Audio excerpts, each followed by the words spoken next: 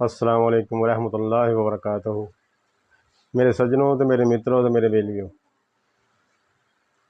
ਜਿਹੜਾ ਅੱਜ मैं ਤੁਹਾਨੂੰ ਦੱਸਣਾ ਚਾਹੁੰਦਾ ਵਾਂ ਉਹ ਰਿਸ਼ਤਿਆਂ ਦੇ ਬਾਰੇ 'ਚ। ਰਿਸ਼ਤੇ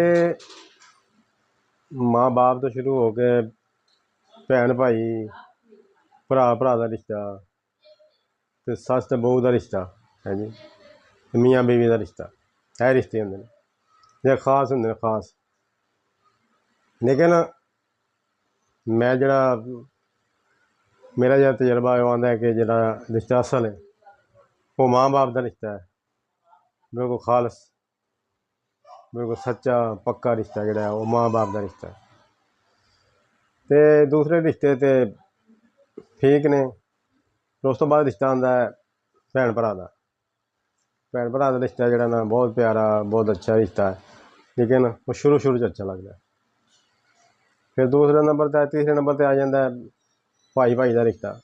वो भी शुरू तो रिश्ता बहुत प्यारा होंदा है, लेकिन जिमें जिमें जिमें जिमें वक्त गुजरता है, जिमें वो शादियां होंदियां ने, उन्होंने बच्चे होंदे ने, तो वो रिश्ते जोड़े ने जोड़े एक दूजे तो जान देंदे सन, लेकिन वही रिश्ते जोड़े ने वो एक दूजे तो हुण जान लेंदे ने, क्यों वो एक शरीका बन जाता। लेकिन वेखो ऐसी एक रीत चलती पई है कि बच्चे होंदे ने ते बच्चों तो ही वो ना सारा ही काम खराब हो जाता है, जायदाद तो काम खराब हो जाता है।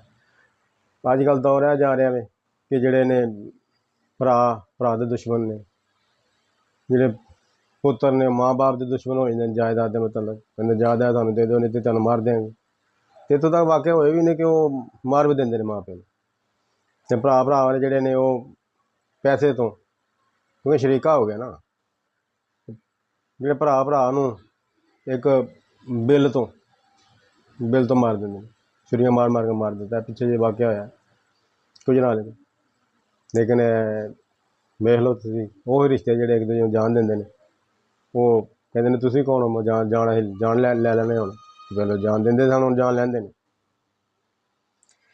ते लेकिन देखो मैं कदें कदें सोचना वा ये दुनिया की है, जेह्ड़ा रिश्ते बने ने, की रिश्ते बने ने, एडे एडे पक्के रिश्ते, एडे एडे कच्चे रिश्ते बन जाते हैं। तो मियाँ बीवी का रिश्ता, मियाँ बीवी का रिश्ता जोड़ा वो शुरू शुरू से बहुत प्यारा होंदा, बहुत अच्छा होंदा, बहुत प्यार करने वाला होंदा, लेकिन जिमें जिमें वक्त गुजरता है वो उन्होंने भी मुहब्बत मान बढ़ जाती है, एक दूजे को नफरत करना शुरू कर देंगे। तो लेकिन वो भी रिश्ता जोड़ा वो बस ना बराए नाम ही रह जाता। तो फिर आखिर तो रिश्ता एक आंदा है सस ते बहू का, वो तो अल्लाह ही रहम करे, वो तो घरां दे घर उजाड़ देंदे ने। जेह्ड़ी नूंह होंदी है, नूंह जेह्ड़ी ओह् जेह्ड़ा सस तो पुत्तर नूं दूर लै जांदी है, सौह्रे तो दूर लै जांदी है, भैणां भरावां तो दूर लै जांदी है। लेकिन मैं समझना रिश्ते जेह्ड़े ने ना तकरीबन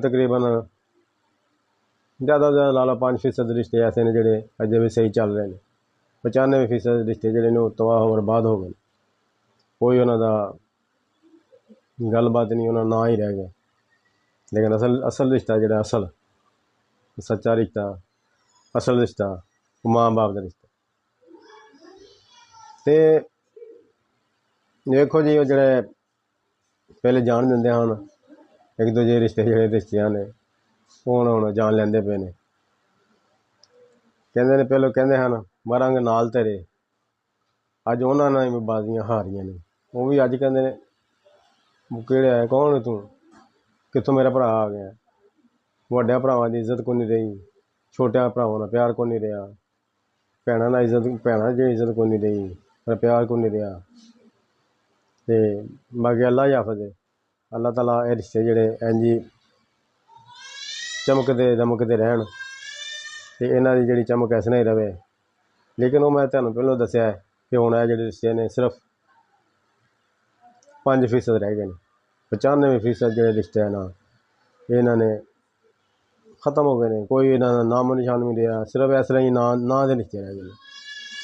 ਨਾ ਭੈਣ ਭਰਾ ਦਾ ਰਿਸ਼ਤਾ ਰਹਿ ਗਿਆ ਸਹੀ, ਨਾ ਨਾ ਭਰਾ ਭਰਾ ਦਾ ਰਿਸ਼ਤਾ ਰਹਿ ਗਿਆ। ਅਤੇ ਨੂੰਹ ਦਾ ਰਿਸ਼ਤਾ ਤਾਂ ਵੈਸੇ ਤੁਹਾਨੂੰ ਪਤਾ ਹੈ ਫਿਰ ਅਰਲੇ ਵਾਰਸ ਹੁੰਦਾ, ਅਤੇ ਮੀਆਂ ਬੀਵੀ ਦਾ ਰਿਸ਼ਤਾ ਵੀ ਇਸ ਤਰ੍ਹਾਂ ਹੀ ਹੋ ਜਾਂਦਾ। ਲੇਕਿਨ ਅਸਲ ਸੱਚਾ ਰਿਸ਼ਤਾ ਜਿਹੜਾ ਉਹ ਮਾਂ ਬਾਪ ਦਾ।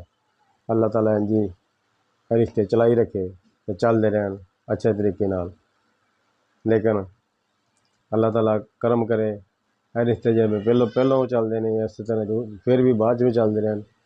ਇਹ ਸ਼ਰੀਕਾ ਨਾ ਬਣਨ ਲੇਕਿਨ ਬਣ ਸ਼ਰੀਕਾ ਜਾਂਦੇ ਨੇ। ਅੱਲਾਹ ਤਾਲਾ ਕਰਮ ਕਰੇ ਇਹਨਾਂ 'ਤੇ।